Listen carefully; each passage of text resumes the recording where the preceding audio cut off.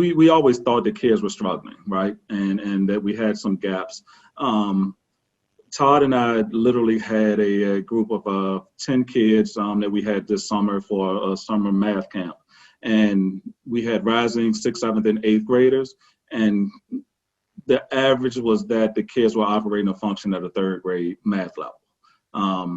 Now, that was kind of disheartening because what I saw firsthand is that kids were scared to death of subtraction and division. Now, math and multiplication was okay, but subtraction and division were things that were not going to get addressed or that they weren't comfortable with.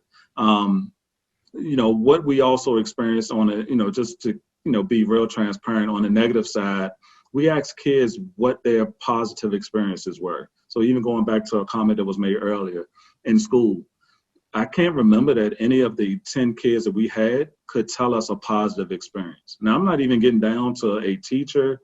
We just literally started at teacher, administrator, and then we got down to experiences. But it just literally was eye-opening to us that there was a struggle to identify positive experiences as far as us concerned. But on the flip side, what we saw is that even though the kids were struggling, they still had the ability to learn. And over that 4-week course the math camp that we had, and it wasn't because I was a great teacher, because I struggled, but I think the kids got better and they started to enjoy learning and they started to enjoy math. But it also made us see that the environment of a school building and of a broken system really, really impacts what takes place.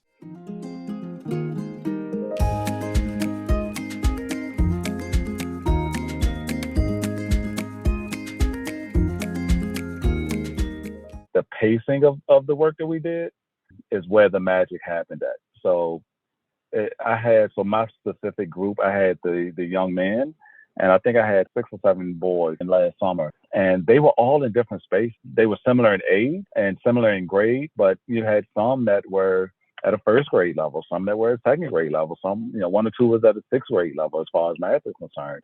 And what we understood is that the whole one-size-fits-all approach just didn't work. We've landed on that doesn't work with learning or teaching. You've almost got to have an individualized plan of action for them. And we were lucky enough to be able to do that. And that really carried over into the school year as well.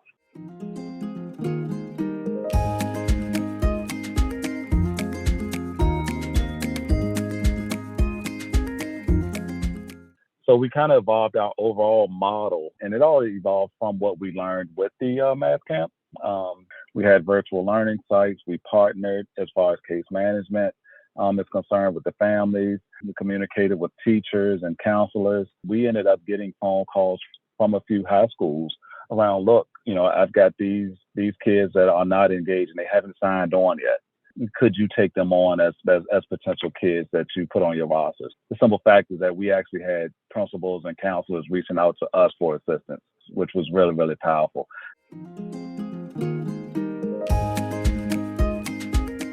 Really jumped in with both feet for middle school and high school space. So we're running a small pilot now. We're engaging, we're keeping kids moving around. We're offering experiences that they're telling us that they want to experience. And this is all through conversation. So we're working on things around entrepreneurship this summer. And this is, directly from what we heard from our teams. We have a program that's about videography taking place. Those just weren't things that we did in the past. One of our models has been amplifying voices and, just a play on words. I think we amplified our listening. We are actually giving and partnering with the families and the teenagers around the things that they're interested in, and they are learning, and we're teaching all at the same time. So we've just tried to remove that barrier of saying you have to do this at this day at this time. And we're able to build upon the relationships that are in existence with our existing staff as well.